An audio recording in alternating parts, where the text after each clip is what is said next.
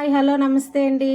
ఇన్స్టాలో బాగా వైరల్ అవుతున్న బాయిల్డ్ ఎగ్ ఆమ్లెట్ నేను కూడా ట్రై చేస్తున్నానండి. పెనం పెట్టాను, ఆయిల్ వేస్తున్నానండి. కొంచెం డిఫరెంట్గా ట్రై చేస్తున్నానండి.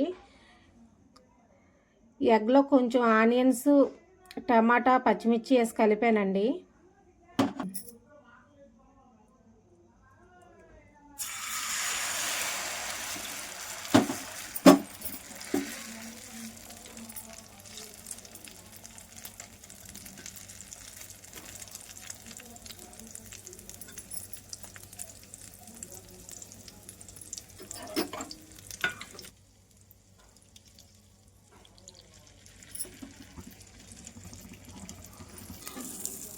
రివర్స్ చేస్తున్నానండి.